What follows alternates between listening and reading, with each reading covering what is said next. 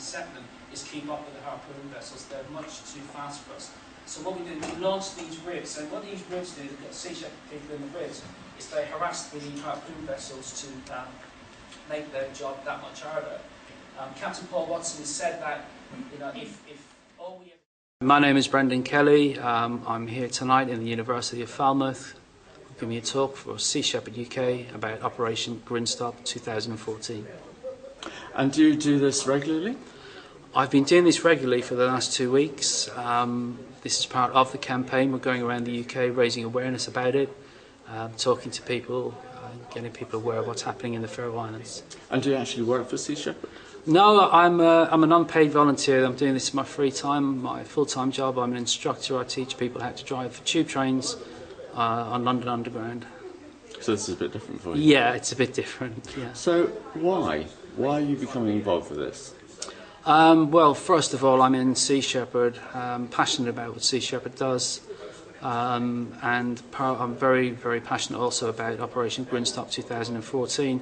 We want to put an end once and for all to what's happening, the slaughter of pilot whales and other cetaceans in the Faroe Islands.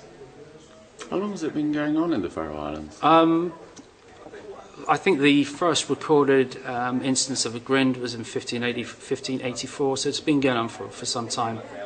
And what exactly is it? What is the grind? The grind is a type of hunt that's been going on for a long time, where people on land go out into the sea and they find pods of pilot whales and other cetaceans, Atlantic white-sided dolphins, and they herd them into the coves of beaches of the Faroe Islands, where they use various methods to set upon them, drag them onto the beaches and kill them with knives. They say it's a very humane process. It takes 2 minutes at most, but the evidence that we have that Sea Shepherd has screams otherwise. It's not. It's one of the most inhumane things you could possibly witness. And how many times a year does this take place? This takes place. It can take place really at any time, but the main months are the June, July, August, the summer months. But it can also take place in May and on into the autumn, spring into the autumn. And how many whales are they killing each year? Last year it was 1,000. I think it was 1,534 pilot whales. I think 1/3 of that actual total was comprised of Atlantic white-sided dolphins. An entire pod of 430 were wiped out in one day. And this is every year? This is every year. Well, there is this sort of myth that people, I think, assume that for someone to do this, they must be doing it because they're hungry, they need to feed themselves, they need to feed their families. That's absolutely not the case in the Faroe Islands. It's got one of the highest standards of living in the European Union, and one of the highest standards of living in the world. So they're not doing it because they need the pilot whale meat, if you like, to eat.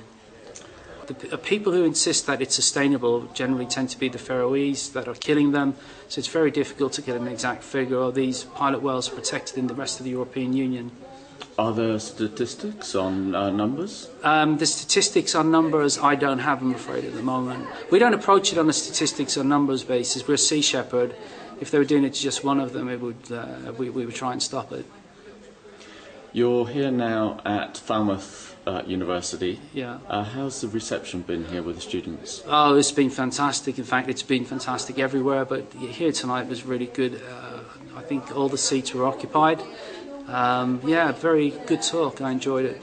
You've had good feedback? Yeah, good feedback everywhere, actually. It's a bit nerve-wracking because I've never done anything like this before in my life, but yeah, it's been good. It's been rewarding. And when the students leave now, yeah, after your talk, what are you hoping that they will do as individuals? I'm hoping that first and foremost they will obviously be aware themselves if they haven't been aware already, and with that awareness that they will tell their friends and other people and use tools that we have that perhaps weren't available in the 1980s when Sea Shepherd was there, or the social media, the internet, and create awareness that way as well.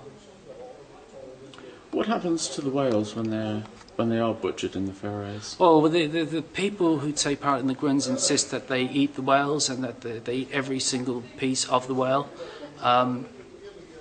This is nonsense as far as we're concerned, because we found underwater graveyards previous to this when Sea Shepherd's been in the Faroe Islands. The meat itself, even if they were to eat it, has ridiculously high levels of pollutants and toxins, mercury, PCBs, dioxins and DDEs.